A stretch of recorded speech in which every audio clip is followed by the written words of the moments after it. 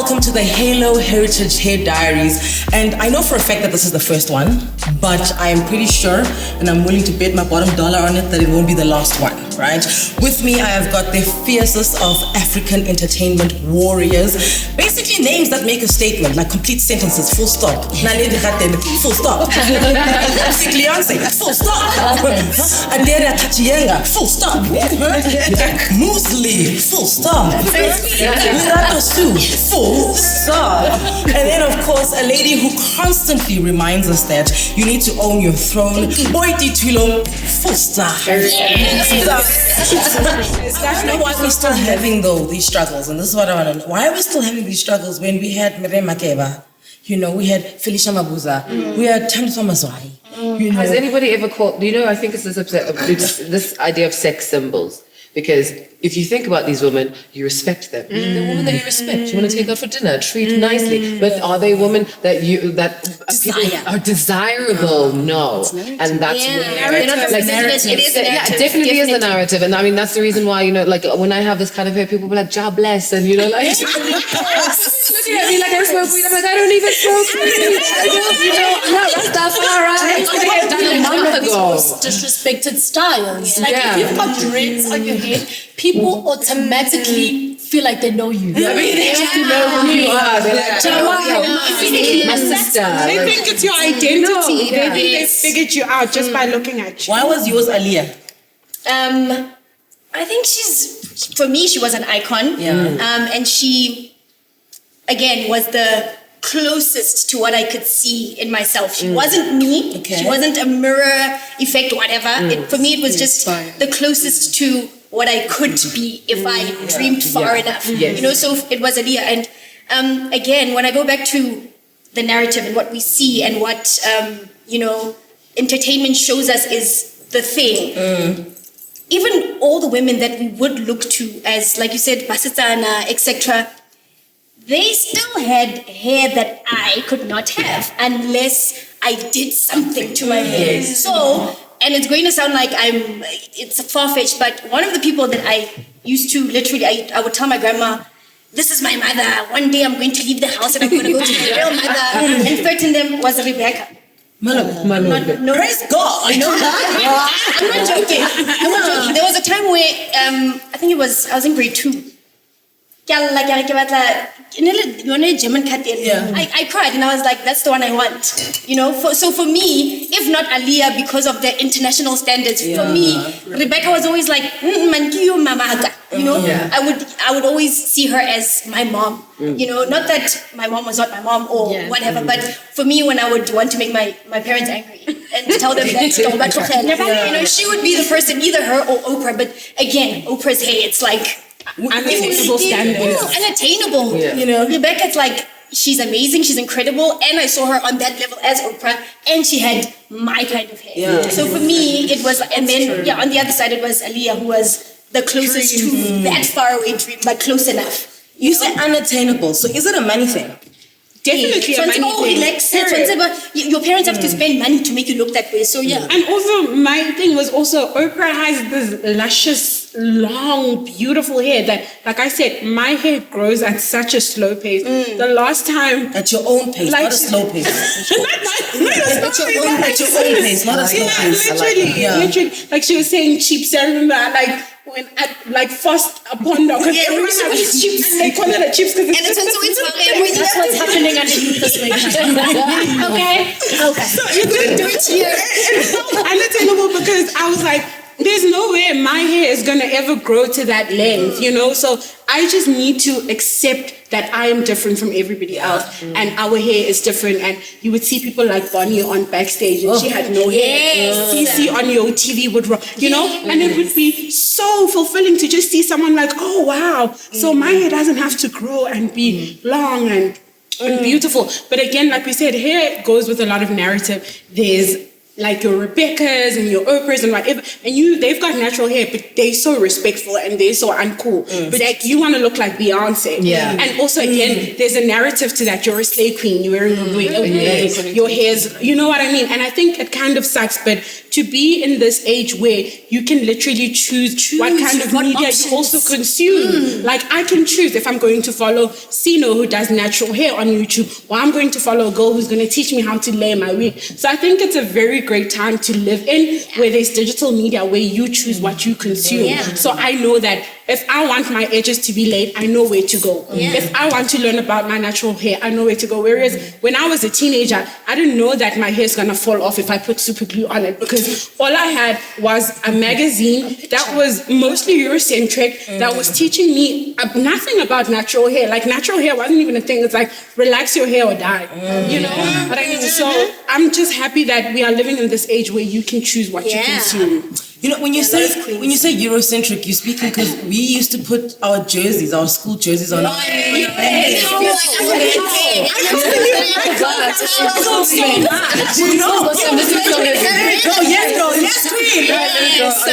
heavy, my neck is about to break. I'll tell you right now, I've actually done a video on this. It was 7 days of actual getting used to it, torture. Okay. So like, okay, so you have protective styles and you think you're going to go into, this is a great idea and it looks beautiful and it's luscious, and nobody, for whatever reason, or at least no one that I'd seen had done videos around this hair. And I wanted to do faux locks, and I've done crochet locks before, so I thought I was ready for this.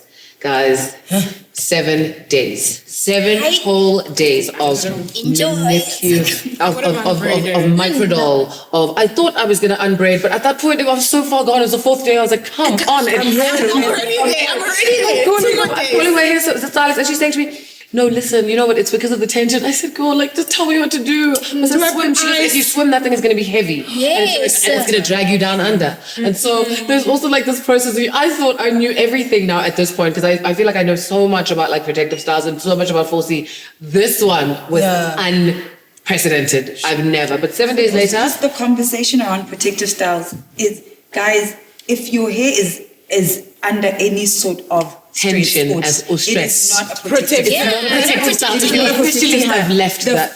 The most traumatic thing I've ever had to go through is when you watch your hair fall off with the braid. That is like your hairline. When you can I just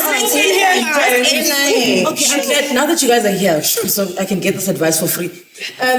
Protective, to me, the word itself screams dusty, you know.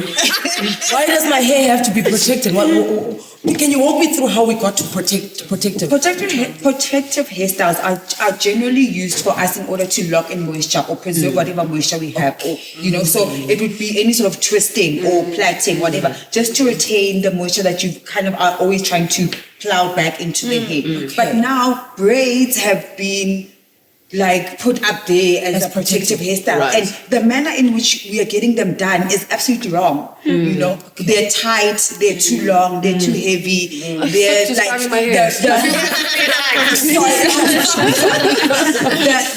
the actual hair to extension ratio is wrong, because you're putting too much extension onto too little hair. So it's just a strenuous process, and ultimately you have done nothing but damage your hair. And also starved it of any moisture for the longest time, because you didn't moisturize your hair all the time when you had braids. You didn't even wash it often. You know, so we just need to have another conversation around that.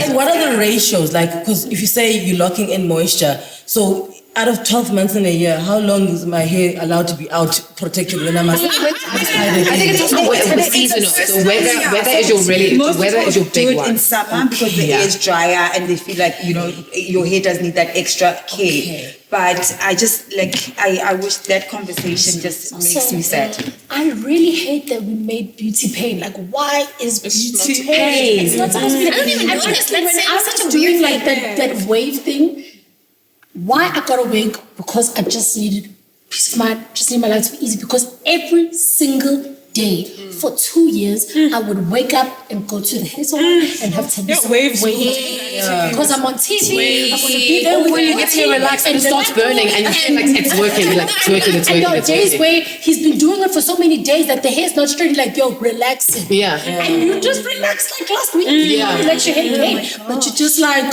you have to. And that's why I wear a wig now and I do these protective styles because my hair has been through it. But I feel like that's something that we teach young girls. Girl, dye your hair. Like, dye it, braid it. Or if it's painful. Just do whatever. Change it. Because beauty I feel like I'm constantly telling women, change it. Yeah. The way it is now, just change it. Just change it. Yeah. And I'm glad that we are on, a global path of, natural hair, and I don't, even the term natural hair, guys, hair. Thank you. So I want to ask, is this the wave that we're in? Is it not passing, fleeting, trendy, a gimmick?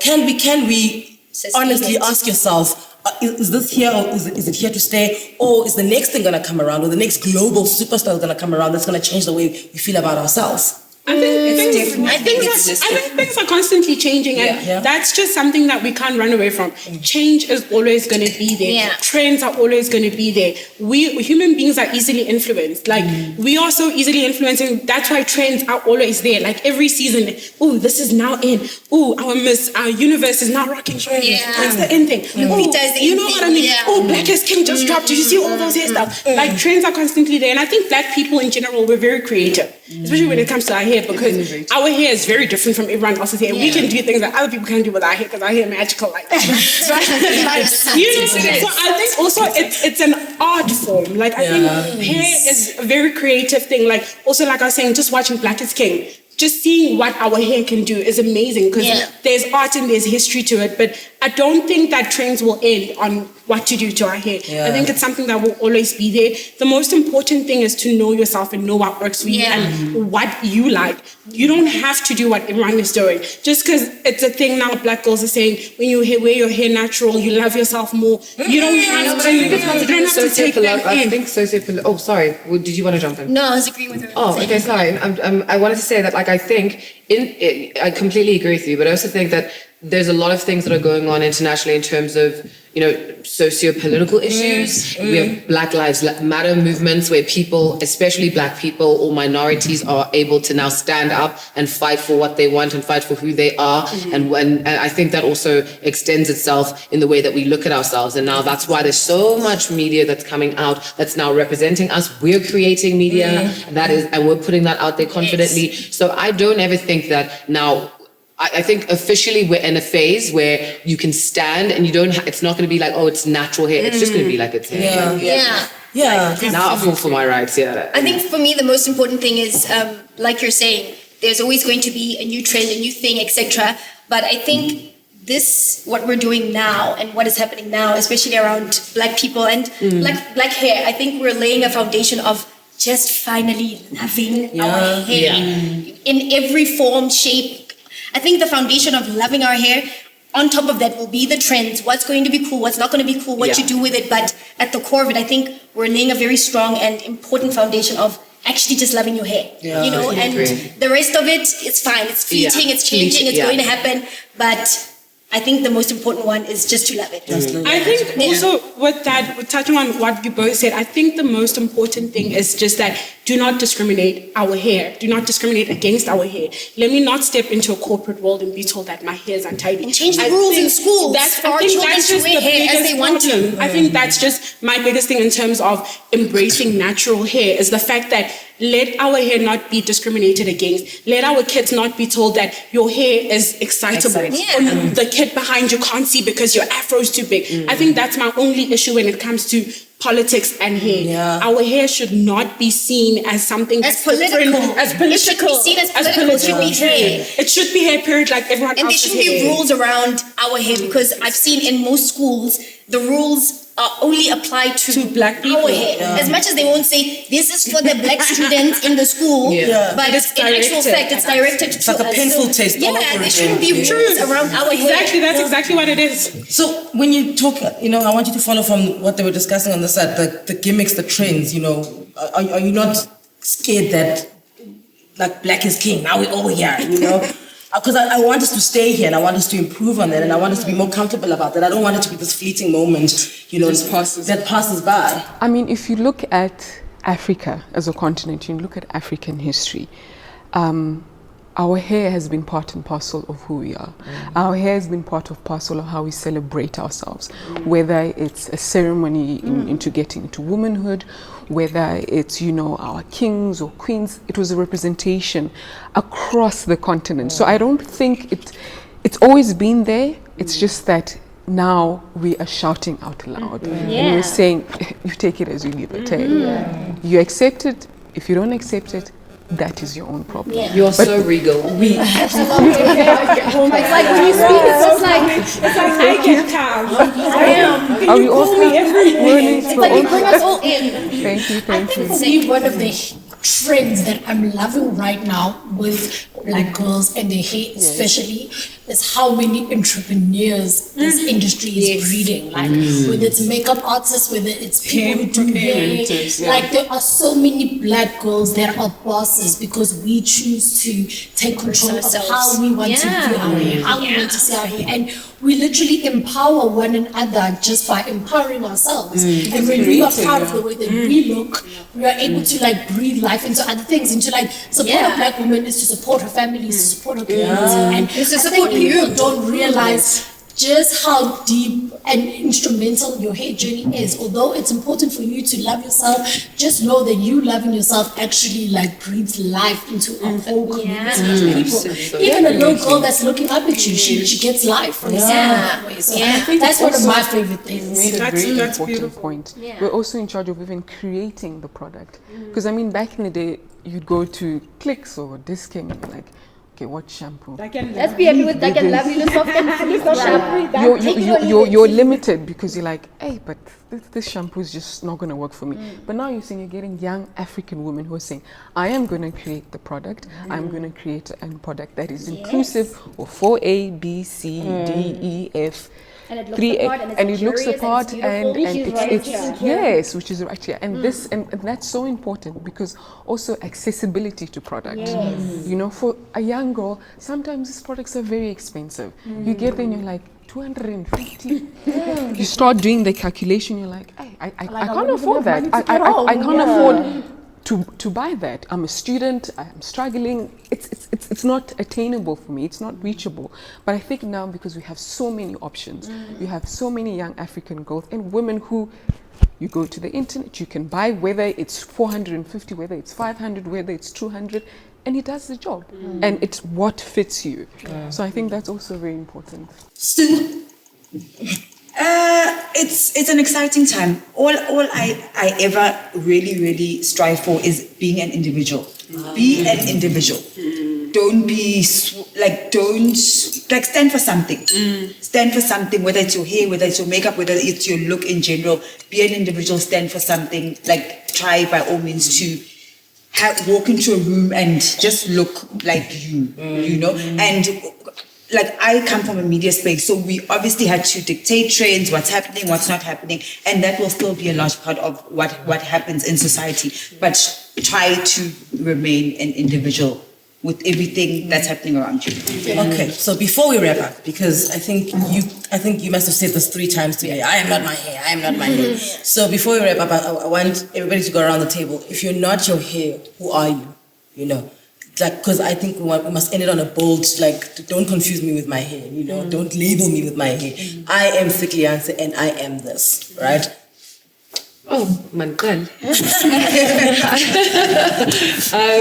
You know, I am Naledi Khatebe, Xhosa. I'm also Zulu. I am Cape Townian, and I'm very proud of that one. I am a strong Black African female, and you know what? I really am 4C co-pattern as well. I love the fact that my hair literally grows up this way, defies gravity, is 4C. It's so much a part of my personality now, you know, and it's so much a claiming back. So I am all of those things. Beautiful. Baby girl. I am me. I am whatever it is that I choose to be. Absolutely. I am constantly changing, and that is okay. I am whatever I choose to be that morning. And if you don't like it, that's your business. I am beautiful and I am enough, and that's all that matters. Chop that up, send it out, people. What can we say on that now? What a tough act to follow. Boity. No pressure. I am Boity, also known as Boity. I am a queen. I am a powerful spiritual being. I walk with an incredible army. I am represented by my ancestors, and I'm represented by my blackness. And I'm just an incredible black woman. And as Vic said, I am whoever I want to be in that moment, that is what you will get. And I am proud of every single aspect of what I am and what I'm becoming. Yeah, I am a queen. Period. She owns her throne. Always on my throne. Go this way, Loretta. I am a big stan of reinvention. That's who I am. Like they said, I can be whoever. I choose to be whoever I want to be when I want to be, and that is that. You know, so from being fickle, being materialistic, being wise, being strong, being weak, being whatever, I am everything. I really like that you added that. Everything. And you're allowed to be weak. Yes. It always has to be black women have to be strong, but you're allowed to be weak as well. Amen. I really We like are not strong, we are powerful. Yes. End of story. Amazing. I am Mosley. And even though I have some moments where I can get a bit shaky, for purposes of discussion and just for purposes of your hair journey, I think it's important to say that I am not somebody who allows people to plant seeds in my head and then I have to be the gardener of a bush that you laid. I'm gonna throw this bush at you. What did you just say? I'm gonna write that down. Let's make data. And I realize that we often spend so much time trimming these trees that other people have planted in our heads, and I'm missing my own beautiful garden. So It's a distraction. I'm not the person who allows people to plant seeds in my head and expects me to keep their garden. There we go. That is, I've never read that before, and that is, I love it. I enjoy it. I'm trying to say, like, can we put on a t-shirt? Like, Put on a t-shirt. Let's make it something. I could cry before I got to that moment. and actually, you're allowed to cry. You're allowed to cry. Cleanse your eyes and it makes you feel lighter. You know? No pressure. We've already told you what you are. You just have to speak, and you are like, because you're. I am a Derek. I am African. Before anything else. I am 110% growing through Kenyan. But for me, I am here because others have laid the foundation. Other African women, whether it's my aunties, my mom, my grandmother, they have set the foundation of who I am today. But I am in charge of my own narrative going forward. There we go. And this is the We want to hear you.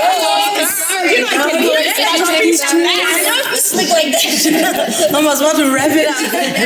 Do you know, I really believe that I'm just a collection of good decisions, bad decisions, mistakes, but most importantly, every time I think of myself and when I'm proud of myself and I'm high-fiving myself, I can't believe how consistent I am, you know, because I look at, you know, the things that I've done and how I repeatedly do them every day, you know. I'll wake up every day and I'm like, okay, I'm going to do it like I didn't do it yesterday. And for me, like, consistent is the one thing that always speaks to me, you know. If I remember, I think Tallulah Bankhead, she was one of them, you know, the 1940s, 1920s, you know, Hollywood's bombshells. She was like a bad Marilyn Monroe. Like, you know, if you think Marilyn was bad, Google Tallulah Bankhead. And she said, I'd rather be strongly wrong than weakly right. You know, and I think that's me, is that, you know, if I go somewhere and I crash fully into it, and I'm always immersed and I'm present in those situations. And it was wonderful to be present in this situation.